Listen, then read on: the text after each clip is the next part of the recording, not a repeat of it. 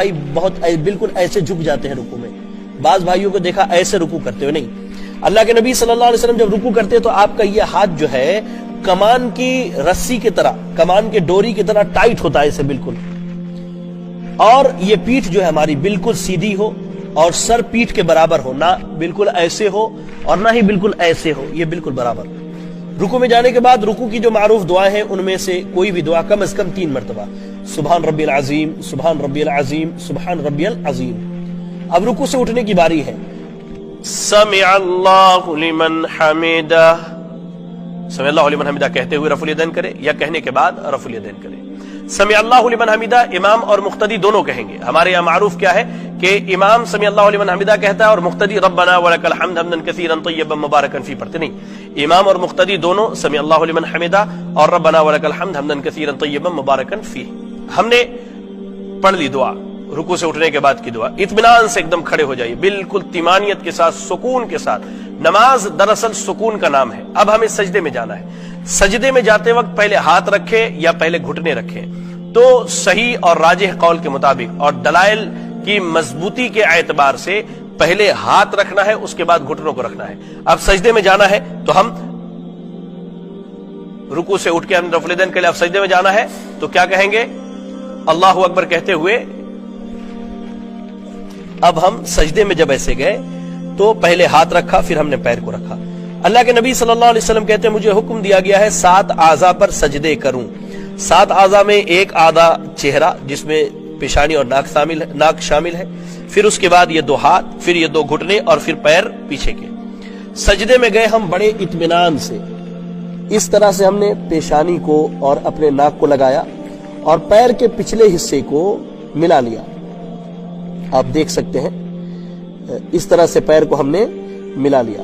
سجدے میں یاد رکھیں زمین پر بالکل ہاتھ کو ایسے نہیں پھیلانا ہے، اللہ کے نبی صلی اللہ علیہ وسلم نے اس سے منع کیا ہے، اور نہ ہی بالکل ایسے پہلو میں لگا کے رکھنا ہے، نہیں، بلکہ ہاتھ کشادہ ہو، اگر جگہ زیادہ ہے تو، جگہ کم ہے تو پہلو سے ہٹا کر کے رکھیں، لیکن کیا ہے پہلو میں نہ سٹائے یا زمین پر اس طرح سے نہ بچھائے۔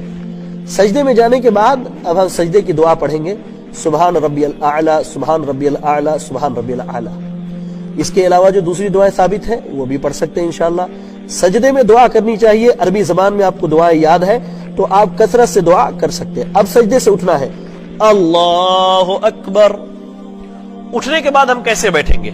تو آپ دیکھیے ہمارا جو بایاں پیر ہے، یہ جو بایاں پیر ہے، یہ جو بایاں پیر ہے، اس پیر کو ہم ایسے زمین پر بچھائیں گے، دیکھیے اس طرح سے بچھا کر، اور اس پیر کو کھڑا رکھیں گے اور اس پر بیٹھیں گے ایسے۔ یہ طریقہ سجدے کا اور سجدے میں جانے اور سجدے سے اٹھنے کا مرد عورت سب کے لیے، اس میں کوئی فرق نہیں۔ سجدے سے اٹھنے کے بعد ہمارا بایاں ہاتھ بایاں ران پر گھٹنے کے پاس، دایاں ہاتھ دایاں ران پر گھٹنے کے پاس ہوگا، اور یہ اس ہاتھ کو کیا کریں گے ہم بالکل ایسے بچھا دیں گے۔ اب سجدے سے اٹھنے کے بعد جو دعائیں ثابت ہے ان دعاؤں میں جیسے رب اغفر لی، رب اغفر لی، رب اغفر لی 3 مرتبہ پڑھیں، اطمینان سے بیٹھے، ایک دم سکون سے۔ دعا پڑھنے کے بعد پھر اللہ اکبر کہتے ہوئے سجدے میں جائیں، وہی اعمال کریں جو اس سے پہلے ہم نے سجدہ میں کیا ہے۔ اب پھر اٹھنا ہے۔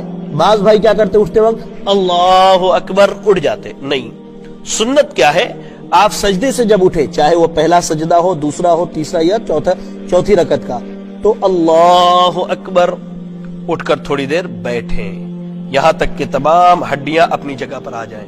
اللہ کے نبی صلی اللہ علیہ وسلم کے تعلق سے صحابہ اکرام بیان کرتے ہیں کہ آپ اتنی دیر بیٹھتے تھے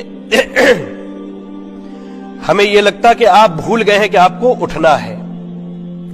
سجدے سے اٹھنے کے بعد اس طرح بیٹھیں پہلی رکعت میں، اب پھر جو ہے اٹھ جائیں، آپ مختصر بیٹھے، لمبا نہیں، مختصر بیٹھے۔ اٹھنے کے بعد پھر اپنی جگہ پر کھڑے ہو گئے، پھر سے دوبارہ ہاتھ سینے پر اور کلائی کے اوپر، کلائی بائیں ہاتھ کے اوپر، دایاں ہاتھ سینے پر باندھ لیا ہم نے۔ پھر بسم اللہ الرحمن الرحیم پڑھیں، سورۃ الفاتحہ کی تلاوت کریں، پھر کوئی مختصر سی سورت پڑھیں، پھر اللہ اکبر کہتے ہوئے رکوع میں جائیں۔ رکوع کا جو طریقہ آپ کو بتلائے گا بالکل ویسے ہی رکوع کریں، اعتدال کے ساتھ، اطمینان کے ساتھ، سکون کے ساتھ دعا پڑھیں رکوع کی، پھر اٹھیں۔ سمع اللہ لمن حمدہ ربنا ولک الحمد حمدا کثیرا طیبا مبارکا فیہ، ٹھیک ہے۔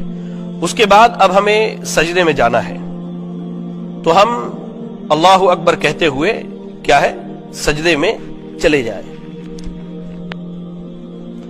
سجدہ جیسے کرنے کا بتایا گیا ویسے ہی کریں، تمام اعضاء سیدھے ہوں، قبلے کی طرف ہوں، سجدے کی دعا پڑھیں، اللہ اکبر کہتے ہوئے پہلے سجدے سے اٹھیں، سبحان ربی اللہ رب اغفر لی رب اغفر لی رب اغفر لی پڑھیں، پھر اللہ اکبر کہتے ہوئے سجدے میں جائیں، اطمینان اور سکون سے سجدہ کریں، اللہ سے جتنی چاہے دعائیں مانگیں، عربی زبان میں آپ کو دعائیں یاد ہیں تو دعائیں پڑھیں، پھر اللہ اکبر کہتے ہوئے بیٹھیں۔ یہ دوسری رکعت ہماری ہے۔ اب یہ دوسری رکعت اگر فجر کی ہے تو ہماری آخری رکعت ہوگی، وہ اگر مغرب کی ہے تو اس کے بعد ایک رکعت پڑھنی ہے، اور اگر ظہر عصر یا عشاء کی ہے تو اس کے بعد ہمیں 2 رکعت پڑھنی ہے۔ اللہ کے نبی صلی اللہ علیہ وسلم شروع کی 2 رکعتوں میں سورۃ الفاتحہ کے ساتھ سورت پڑھا کرتے تھے، اور آخر کی 2 رکعتوں میں صرف سورۃ الفاتحہ پڑھا کرتے تھے۔ اگر یہ ہماری آخری رکعت ہے فجر کی، یا ہماری دوسری رکعت ہے مغرب کی، یا ظہر عصر یا عشاء کی، تو یاد رکھیں کہ پہلے تشہد میں اور آخری تشہد میں جب اللہ کے نبی صلی اللہ علیہ وسلم بیٹھتے تو بالکل آپ ایسے بیٹھتے، ہاتھ کو بچھا لیتے اس پر، اور آپ کا ہاتھ یہ دایاں ہاتھ جو ہے اس طرح سے ہوتا، آپ ایسا ان 2 انگلیوں کو ایسے بند کرتے، اور انگوٹھا اور درمیان کی انگلی کو ایسے ملاتے، اور شہادت کی انگلی کھڑی رکھتے، تھوڑا سا اس کو ٹیڑھا کر لیتے ایسے۔ اب ہماری نگاہ جو سجدے کی جگہ پر تھی، اب وہ نگاہ چلی آئے گی انگلی پر، ایسے انگلی کو حرکت دینی ہے، کیسے؟